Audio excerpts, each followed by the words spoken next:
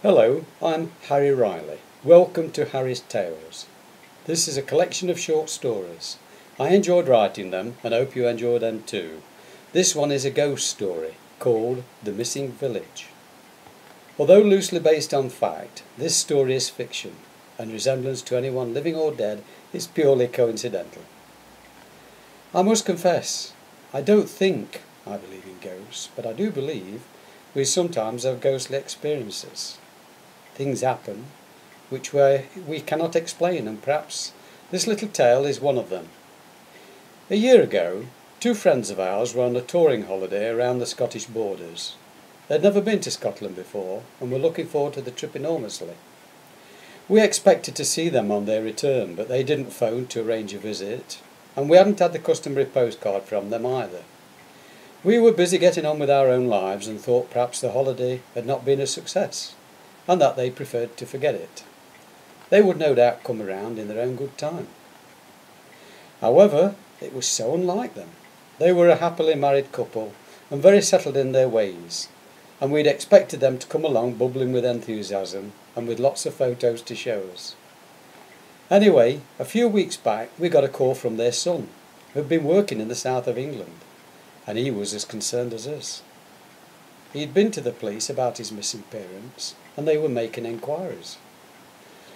Not long afterwards, as we were just going to bed one night, we had a visit from a policeman.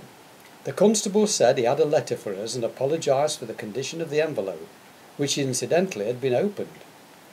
I made some inane joke about the lateness of the hour and the poor quality of the mail service, but he didn't smile and he had rather a serious look on his face. He asked to come in and then explained that the letter had been miraculously salvaged from a lady's sealed plastic handbag that had been immersed in water for several months. I took the letter and expected him to depart, but he was clearly waiting for me to read it. I recognised the tiny writing immediately as being that of our missing friend Clara. Inside the envelope was a single sheet of writing paper and a small coloured photograph. The condition of the paper left a lot to be desired, and I was struggling to read the message. The paper had been severely dampened and had then been dried out. Again the young constable apologised and said they'd done the best they could in the circumstances. With my wife looking over my shoulder, I sat down and read out the contents aloud. It was addressed to us both, and read as follows. "Hello, you two. We're having a great time and wish you were here. Today the weather has been gorgeous, but the midges are everywhere and biting us to death." It sounds like Clara. "We've been lazily meandering through several small towns and villages around and about the borders, watched the fishermen and saw several giant salmon leaping about in the clear water.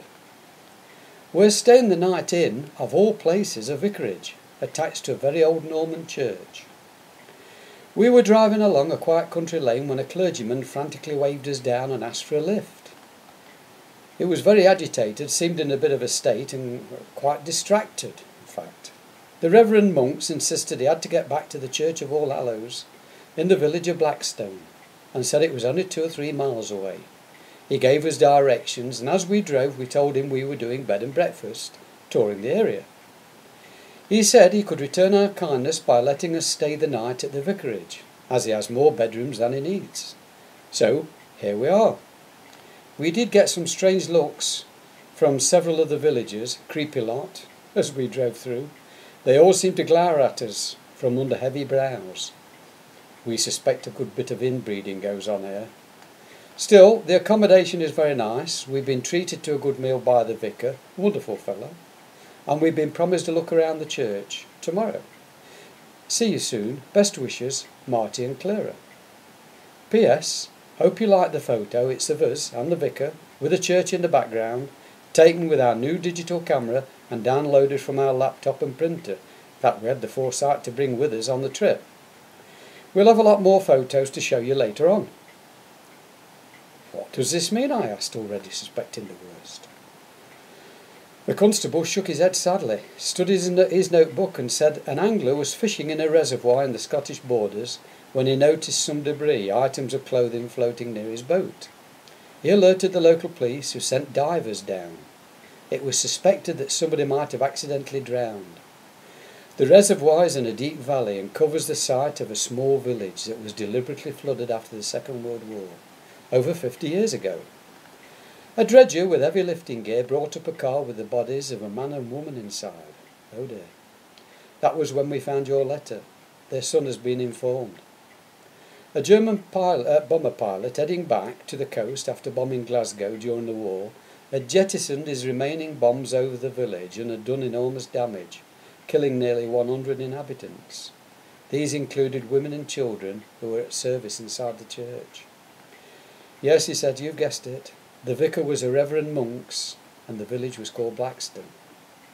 Such was the state of devastation that the authorities decided not to rebuild in recognition of the huge death toll, but to flood the whole valley instead, remaining residents being relocated.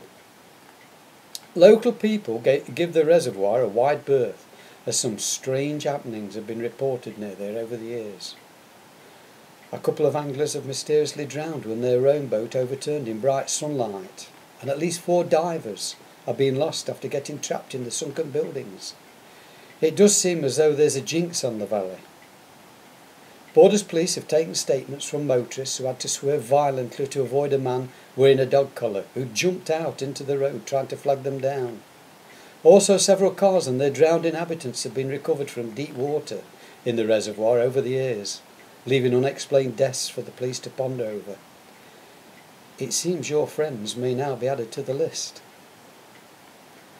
Totally stunned into silence, I stared at the photograph, where the smiling vicar was taking centre stage, in between Marty and Clara. There was nothing we could say, and when the bobby had left, I thought I would try and scan the photo into my computer, and perhaps enlarge it, as it was quite small. I'm used to doing this. Very quickly I saw the image appear on the computer as required.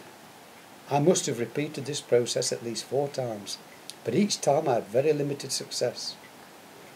Marty and Claire came up a treat, standing on the lawns, but after a few seconds the vicar and the church began to blur and fade until they had completely disappeared, leaving only the images of our 2 friends.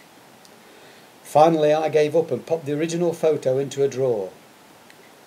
A few days later I had to retrieve something else from that same drawer, and the photo of our friends was staring back at me, but the vicar and his church had gone, leaving a plain white background.